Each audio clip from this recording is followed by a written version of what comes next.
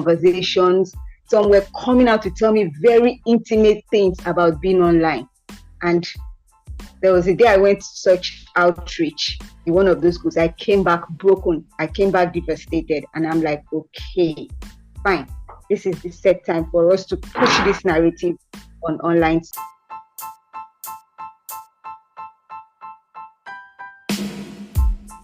Welcome to another exciting episode of the Let's Talk Education Africa podcast. I am really excited about 2024, just by virtue of the fact that the people I'm meeting and the things that they're doing is getting me really excited.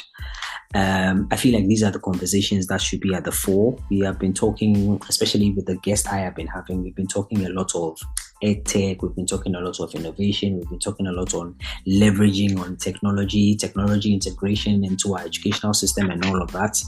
There's this side that popped up that had to do with cybersecurity. It feels like the lines just aligned, and I'm happy to have an amazing individual who is going to talk about, cybersecurity, the fact that we need to pay attention to the other side of the use of technology in our education space, etc. And I'm happy to have Confidence Osein. I hope I didn't butcher your name. You got it. I got it right. Perfect. Good. Osein. Yeah. Go me. Yeah, she's going to tell us about her, really incredible outfit, which is called the Internet Safe Kids Africa. I want all my listeners to check it out. It's called the Internet Safe Kids Africa. And she's doing some really amazing work. And I'm happy to have her here, unpack what it is that she does on a day-to-day and how she's contributing to the conversation around cybersecurity and, if you like, our sensible use of tech. Confidence, thank you so much for joining the Let's Talk Education Africa podcast. Thank you, Kwame. Thank you so much for having me. I'm super humbled and honored to be here. It's a great platform. I've heard people talk about it, and I'm happy to be on this platform to also join my other colleagues who have been coming up aboard this platform to talk about education in Africa. I'm super humbled to be here and can't wait for us to get talking. Awesome. I am extremely happy to have you here as well.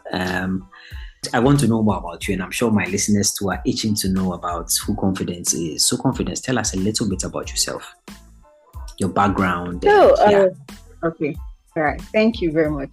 So, like you all have heard, my name is Confidence Osein. I'm the founder of Internet Safe Kids Africa. And what is that name? What is it all about? It all started some years back. I've been in the tech space for like 12 to 13 years now. More than that, but I always say 12 to 13 years. So ever since I've been in this space, I noticed how technology has been evolving. Today we have this technology and everybody is running after it. Next tomorrow, it's another thing comes up. So eventually, as the tide keeps rolling and changing, I was, futuristically fortunate to find myself in going from one level of technology expertise to the other. I found myself in the cybersecurity aspect, working with a consulting firm that was focused on cybersecurity. And in those days, I was like, okay, everybody is talking about cybersecurity, protecting infrastructure, companies and organizations. Where is the human factor of this whole cybersecurity? So I was opportuned to talk with my boss then, who then said, okay, fine, I love this idea. Let's see, are young people using technology? And we tried. We went to the field and found out that young people were using technology by visiting schools. And we saw a lot of people, young kids, 10, 12, 13, they were already using technology, they were already online, doing all sorts of things. So we're like, okay, fine, let's create online safety clubs in such schools. And I was so excited at that. I immediately jumped to that task, leading my team. We started making sure that every school we went into had an online safety club. And while doing this, I was both shocked, surprised, excited. I had a mixed feeling of a lot of things while doing this. When I get into schools, I'm talking to young people, I'm hearing their stories, listening to their conversations. Some were coming out to tell me very intimate things about being online. And there was a day I went to such outreach in one of those schools. I came back broken. I came back devastated. And I'm like, okay, fine. This is the set time for us to push this narrative on online safety. Internet Safe Kids Africa. Like a decade ago, when I found out that, Lord, a lot of kids were online. A lot of kids were already adopters of technology without supervision. And they modeled what adults were doing without being supervised by the adults who they are watching. And that's what kicked off Internet Safe Kids Africa. So basically what we do in Internet Safe Kids Africa is helping digitally connected young people to control the tech that connects them. So when you think of Internet Safe Kids Africa, you think of an organization who is in the center and the heart of technologies when it concerns young people, helping them use technology responsibly and navigate technology and its ever-evolving landscape safely. So that's what Internet Safe Kids is about, and that's what I am about. And I'm always kind of, when I'm called a cybersecurity expert, I feel, cybersecurity expert, I would rather call me a cybersecurity or cyber safety educator. I believe they are two different things. Yes, it's all about cybersecurity. One tends to infrastructure, helping people protect their infrastructure devices, while the other, cyber safety tech educator, tends to helping the humans who use this technology and infrastructure, helping them stay safe and protected online. So yes, I'm into cybersecurity, but I would rather call the cyber safety educator with my focus on young people. So basically, that's what Internet Safe Kids is about, and that's what I do. Right. You are absolutely spot on. And I mean, as like I said in the introduction, well and truly, there's the buzz. The whole buzz is on the fact that a lot of technological tools, systems, devices, etc., are popping up on the continent. It's skewed. The truth of the matter is that the conversation is skewed. There's little to no noise about safe internet use, safe device use, and so on and so forth. And so it's really an honor. Like I genuinely am excited to have, to delve into, what Internet Safe Kids Africa does. Okay, my somewhat little experience, in the education space has shown me that if you don't have commitment, if you do not have passion, if you do not have empathy, you can't delve into the education space, because it's such a gem of a space. It's such a critical aspect to the overall development and progress that we seek for our households, our communities, our countries, our continents, and even the world, right? And so I like to take it back. I like to take the conversation all the way back. And you've touched on the fact that you've touched on how you got to, the whole opening up of Internet Kids. I want to go back.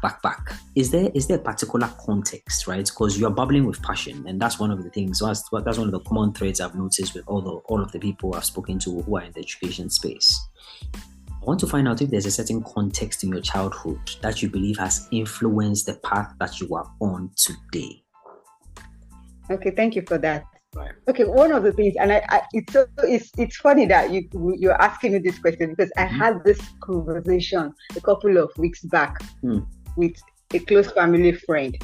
I told the person that, why am I even drifting around young people in the space of education? Growing up, when I was more like a teenager, we're still in high school, there was this thing that always kept happening to me. When my family were all seated back then, we used to watch TV in black and white. Not now, everything is colored with very expensive devices. It was in black and white. Whenever I saw women, very specific one was the Beijing women stuff that happened years back. I was always excited when I saw them on TV in the news. They were gathered talking about a particular issue around the world. I was always excited, and I was like, I'll keep telling my mom, when I grow up, I'm going to be in a space where I'll control a lot of things, where I'll speak, my voice will be heard. And continually, I kept seeing these things. I even saw some in my dream. I'll see myself speaking, I'll see myself in communities and everything. But what I couldn't just place my hand was, where exactly was all these visions I was seeing about myself, where it was leading me to. Not until I came into, I worked with a telecom. I always had dreams, seeing myself speaking, talking, but there's something unique about those speaking. It wasn't just about speaking, because yes, anybody could have had a dream or wake up to speak. It was about the speaking that effected change. So it was, for me, very unique. And every time I made sure that for each of those dreams, I held on to them, because I was trying to see, okay, why would you always see yourself talking? I'm more or less, I'm not even an extrovert that much and everything. So why? So it was, as I started growing, I started finding myself in spaces. I worked with some organizations, volunteered in spaces where life just kept navigating me towards education and tech. And at each of these spaces and each of these points, what I just saw myself doing is trying to hold on to a particular narrative which I felt wasn't okay, or which I felt needed to be tweaked, speak about it and cause the change we needed to effect. And this happened in various moments, various organizations where I worked. And one of the remarkable ones was when I worked with a certain volunteer-driven organization where we together,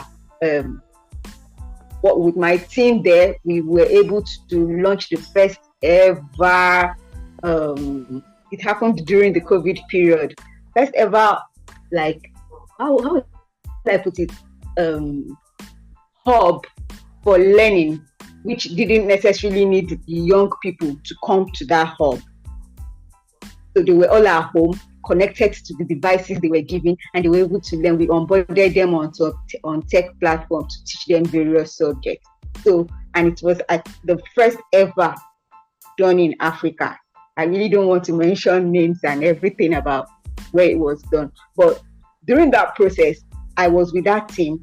I was leading the team that were in charge of the beneficiaries, that's the young children that were from underserved communities, to be able to have good education using technology. So for me, I was like, okay, I'm getting to understand this. This is what all this full talking is about. It's about talking to cause a change in something that wasn't really or isn't really where it is meant to be. And for me, that is what I'm all about. That is what I'm doing. I don't want people to just delve into this education space. Everybody is a teacher. I don't know if you ever noticed this. Everybody is teaching and everything. But the question is, why are people teaching? Why are people into the education space? I've heard people say, oh, we are coming into this space because I have graduated from school, I've looked for a job, and the easiest place to end up is in school and teach kids for money. You understand me? So it's all, for me, a wrong narrative. If you're coming into a space, what are you bringing to the table? What is wrong are you going to correct there? Or what is right happening in that space are you going to make much more better than it was? And that was it for me when it comes to that education space and talking. I'm here as an educator to see what we are doing. Yes, Africa is trying. We're all trying. Where we are with technology in that space, how we are using it, and how we can stand shoulder to shoulder with our counterparts globally to do the right things in that space as regards technology and young people. And I mean, as you were speaking, one word that was just popping in my mind was purpose, right? This is exactly what a purposeful brand is. When we speak about what a purposeful brand is, this is it. The fact that you have this burning desire in your spirit to stand against something like the status quo, right? Something that is not, you feel like is not inuring to the benefits of people, one. Something that you feel people should pay attention to because the conversation is skewed in one direction, and so people are not seeing the full picture. Wanting to improve people's lives, wanting to bring about some awareness, wanting to bring about a perspective change, wanting to bring about a certain enlightenment, right? That is not so common at the time. And there's a beauty in that, the conversation you had with your friend, and tracing it back, and how it all went through your thought processes, how you're thinking, how the desire was just burning inside you to where you said, no, I've entered the space, I'm seeing what is happening here and how it's all well and good. But why are people not looking at this side? This side is potentially dangerous as well, right? And then finally settling there and saying that I am going to stand here and scream my lungs out till people hear me out. Exactly. And that's what it is. That's what. I had this discussion with a friend, and I was saying this is what education should do for people. Right? Education is supposed to enlighten, education is supposed to empower, right? It's supposed to allow you to be able to think critically and look at your situation and say, okay, I'm going to take a stand on this, right? And I'm going to make sure I'm going to lend my skill sets, my values, my attitudes, right, to it, to make sure that I bring about some positive change. And that's all I'm getting from you. It's really heartwarming to hear, to be very, very honest. And thank you. We need more people like this in the education space, because the education space is moving, albeit slowly, it is moving, but in as much as possible, we do need, a critical mass of people who are empathetic, right? Who genuinely care, who are passionate, who are committed to seeing that the education machine or the education system that we want to see, that is going to churn out the future leaders who are going to transform our countries, transform our continents, is there. Exactly. Is there. Awesome, pretty awesome stuff. I want to jump straight in. I know you touched on your outfit and what it does, but I want to use a few minutes to focus on it. So very fully, I want you to unpack, Internet Safe Kids Africa. I want you to unpack its mission, vision, and the work that you do. I know you've touched on it briefly in bits and pieces in the introduction, but I want you to zone in on it and let our listeners know. Okay, fine, thank you. So Internet Safe Kids Africa, I just simply say, is an initiative, a not-for-profit, to be specific, initiative that helps digitally connected kids control the technology that connects them. What are we saying there? Young people are early adopters of technology. While you and I are here chatting or still talking via Zoom, it will amaze you the technologies these young people know that you and I as adults don't know. And when I mean young people, I start counting from 10. I did a write-up recently for the just concluded Valentine's Day, and I told people, if you hear a 10 to 12-year-old child talk about dating and relationships online, then you should know that we as adults, we need to be on our feet and start having conversations with them. And that's why I said I came in with that passion, that thought, with that mindset about Internet Safe Kids Africa. There's this report saying that 1 in 5 kids, 1 in 5 people who are online are young people. And if you look at that, it takes you back to think. That means basically a lot of young people are online, while a lot of adults like us are somewhere, just like you and I are right now, doing something to make something happen, while these young people are online. The reason we founded Internet Safe Kids Africa is to help all these young people who just take up technology to help keep them safe, to teach them how to be responsible. When we talk of technology, I ask, why technology? Why do we want to use technology? A lot of people say, oh, the Western world, they're already tech, they're in tech heaven, they are using tech for this, they're using tech for that. We are just consumers. And before you eat anything, you have to understand the nutritional value of that stuff you want to eat. And I always say, can we also look at technology that way? We are consumers. They produce those technology for us, ship it for us, and we Africans, Nigerians, Ghanaians, every one of us here, we just take it up and consume. Are we looking at the effect, both positive and negative, of this technology consumption we are taking in? And the larger number of people taking these things are young people. I don't know if you've ever noticed around you, within the family, how a 4-year-old kid or a 3-year-old kid will handle your phone and knows how to navigate and even detect some things you, who are the owner of this phone, has never seen on your phone. This has happened to me severally. And I'm in my mind, gosh, these kids, imagine just taking up these things and just running with it without being in their lives as they make use of this. And that's why Internet Safe Kids was formed. When I'm asked, what is it all about? It's just a platform to help young people, channel them to use technology to amplify their voices for good. Just basically like that. I really don't like delving into, it is this we are doing, we are sensitizing, we are training 1 million kids. Summary, it is an initiative that helps digitally connected children or young people. Let me put young people.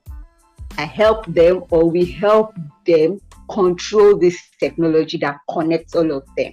That is basically what we do with Internet Safe Kids. And we do it through sensitization, advocacy, training. We have some collaborations with other people to get young people around us to train them on digital literacy, as well as adults and seniors, as elderly people. Because the truth is, if we as adults are not in the lives of our young people who are consuming this technology in ways that are not okay, they will crumble consuming technology. They will crash. I don't know if you some time ago heard about a young guy that was published somewhere in Forbes as a tech guru, stuff, and later down the line, the story changed that he was actually a tech guru in a negative way. And that doesn't cancel out the fact that that young man was tech savvy. He was, but he wasn't guided from young when he started embracing and adopting technology. He wasn't taught enough. So basically, Internet Safe Kids is about ensuring young people who are digitally connected can control the technology that connects them. They are safe and they use technology responsibly, like I said, to amplify their voices for good, to provide solutions to the community and the society and the world at large. That's what we do. And like I mentioned earlier, we do this through training, sensitization, advocacy, and also connecting and collaborating with other organizations who see the need for our young people to use technology in a healthy way and not through an irresponsible manner. So basically, that's what Internet Safe Kids is about. And we've worked with a lot of people locally and globally. We've worked with a lot of people locally and globally. Though we still have our struggles, but we've been able to keep moving despite the whole challenges. Some of the challenges which are like people like, it doesn't matter. It's the Westerners that gave us. There's this lackadaisical, nonchalant thing that some of these things we hear on social media about the wrongs and risks of being online. It can never happen to us here in Africa, or it can never happen to us. Let me come down home to Nigeria. So we've always had that. There are instances where you even go into some spaces to you want to train kids on how to be safe online, on cyber security, and they tell you, we don't really need it. or just take 5-10 minutes. And I'm like, really, 5-10 minutes to talk about or train your young words to be safe online, but you have 20-30 minutes to bring in a comedian to crack their ribs. So a lot of challenges have been there, the funding and all that, but we keep moving, we keep talking until someday we are ahead. So, I mean, as I listen, I just keep going back to the fact that I'm even guilty of the fact that I've also been led to the skewed side of the conversation around technology, right? And I know I've heard about the bits and pieces. Pay attention to what you put online. Pay attention to, and there's conversations around cyberbullying. I've heard the bits of when you read in the UK, in the US, etc. Then there's this whole thing about being catfished and all of that. People scamming people. And so, listen, your voice is very, very much needed within the education space, it's really important. It's really important that despite the fact that a whole lot of people are not, probably not paying attention to it. The beautiful thing about all of this is that it's coming from the heart. It's coming from a very deep place. So you're not going to be weary. You're not going to be discouraged. You are going to keep on pushing till to the time that, and I'm sure which is very soon, because just by having these conversations, right, I'm also going to spread it across, right? I'm going to tell people about the fact that you pay attention. Let's tell listeners to probably visit your page as well, just to let them know that there's this conversation going on. There might be future collaborations we might have in the future, just so you continue to spread this good message of ensuring that our young teens, especially, use technological tools and the internet as a whole, very safely. Safely get the most responsibly. Yes, that's the word. Safely and responsibly. Awesome.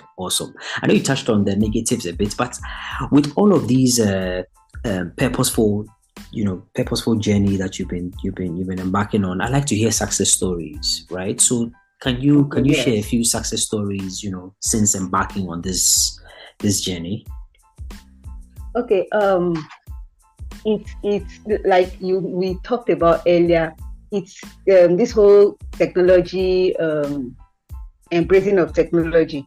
One can say to Africa, we have been a bit slow about it and kind of late about it. But so far, so good. We've seen in my journey for the past, officially for the past 6-7 years, that I have been going to schools, talking to families, parents, individuals, and organizations about the need for responsible and safe use of technology.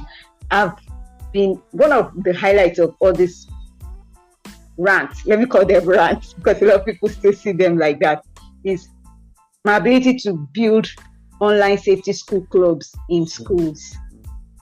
And so far, I think there should be like 10 to 15 online safety school clubs I've built, leveraging what I do.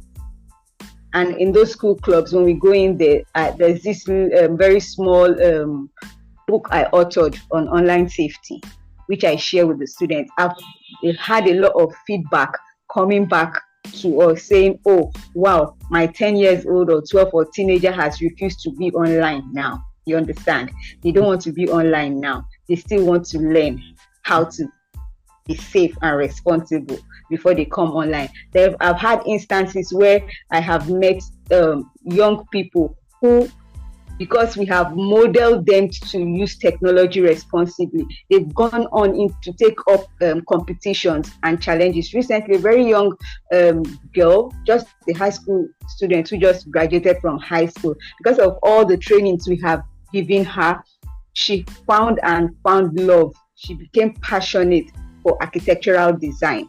And one of these big tech companies called out for an opportunity for young people like her to be part of it. And she went, showed in her skill, and was able to work there at the tender age of 17 with this big tech company. And she came out winning a lot of competitions like being the best, what do we call it? Best graphic designer, best UI UX designer, and all that. And that's for me. It's a loud one, because I don't really want to concentrate on the pitfalls of technology for young people. I want to see them leverage technology to do good, to change their community and to aspire to be better. So for us, such news coming to us and parents calling us to say, see, my young person, you need to see what she's doing online. Oh, my young person is good in this EdTech stuff, is good here.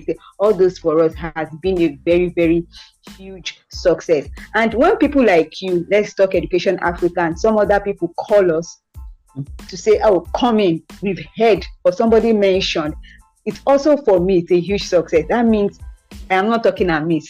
I'm talking and people are listening. So yes, there are other numbers, but for me, these are the joys of what I am doing, the happiness I find doing what I'm doing. And when I get schools reaching out to me, say, madam, we heard you speak somewhere. We would like you to come to my school to speak to my students. And we go there, talk to these students, and come back maybe a month or 2 months down the line. We hear of this student using technology to design, using technology exposes them into being in competition or spaces they've never ever imagined they could be. For me and my team, my very small team, it's success for us. It's huge, because at the end of the day, that's what we're looking for. We want to hear that our young people in Nigeria, in Ghana, in every African country, that we are not just consumers of technology, but we are using technology to create quality content for the world to see. I'm always happy when I search through the internet and I hear, oh, such young person from Ghana or such young person from Cote d'Ivoire used technology to achieve this. And you see that age bracket. That age bracket starts from them being like 12, 13, 19. It's for me, it's happiness. And that is what we are about. That is what I am about. Knowing that my young people in Africa are not just being dumped with technology, but they are using this thing, which is pretty new to them, to bring up something very, very, very, very good for the country, for the nation and the continent as a whole. Listeners, we assured you that we're going to bring in, guests that we're going to, share really interesting insights about the amazing work that they're doing in their small spaces.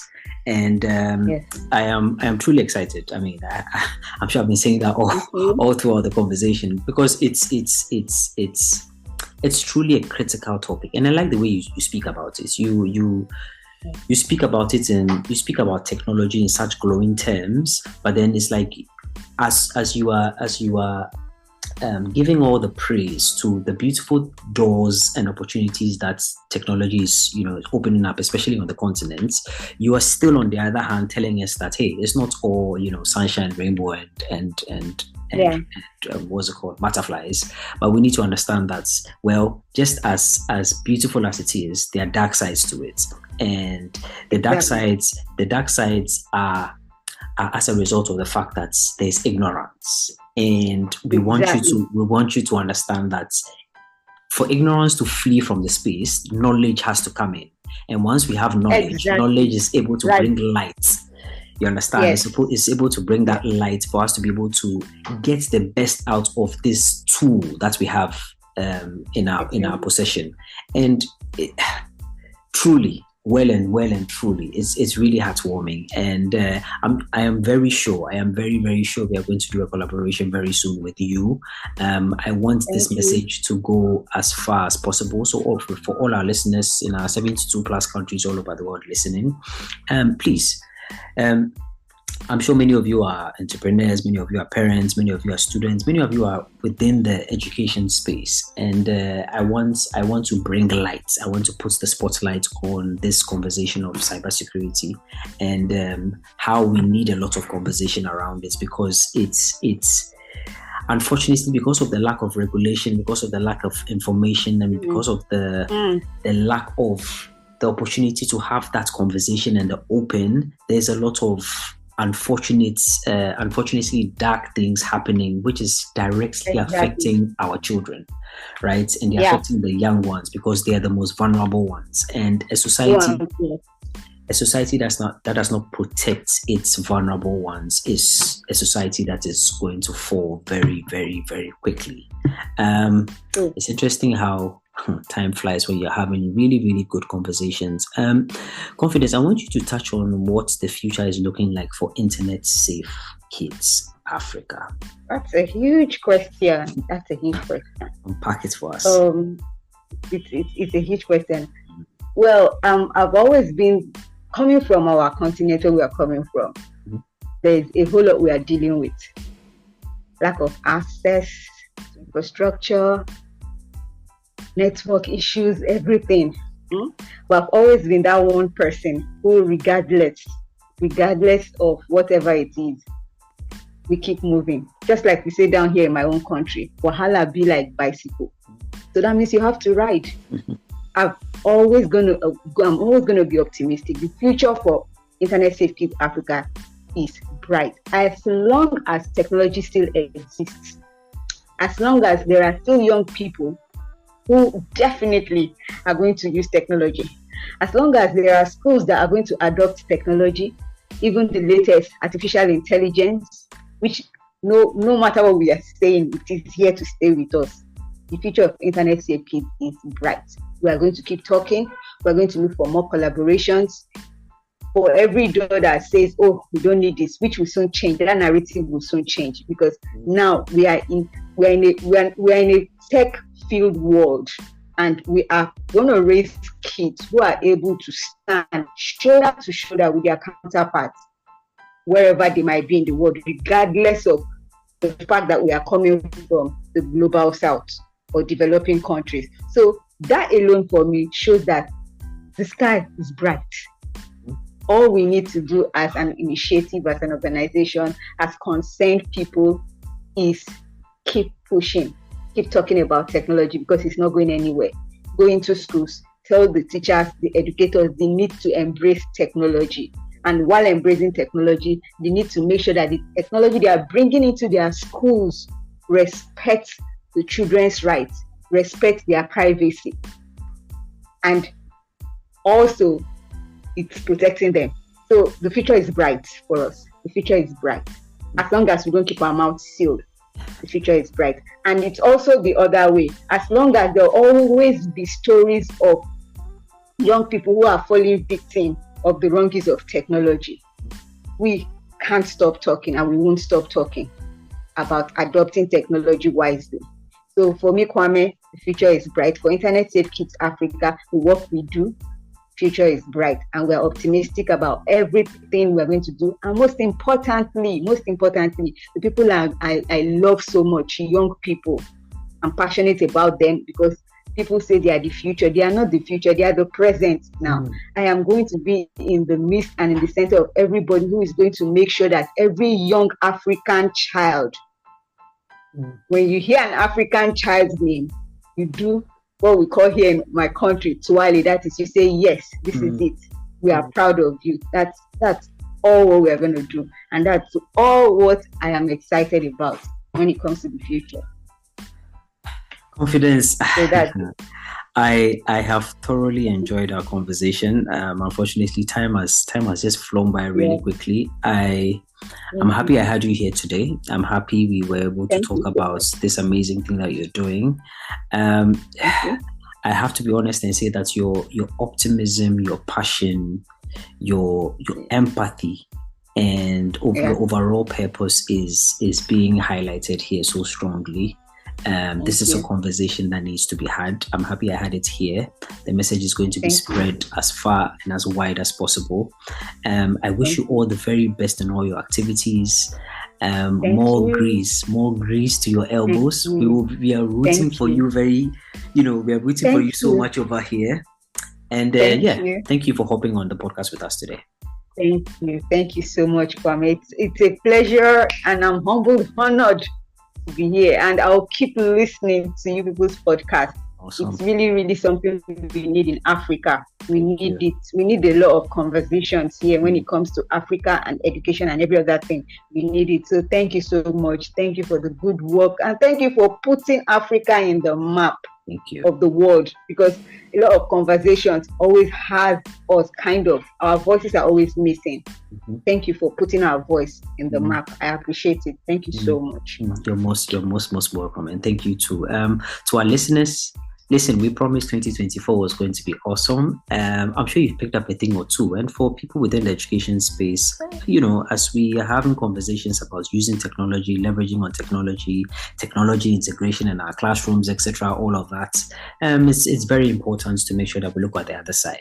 And just to put in the legwork, right? To go down to the ground, find out what's happening, find out the means and ways we can leverage on technology to our benefits, to inure to our benefits. So we transform, our homes, our individual lives, and then our society as large.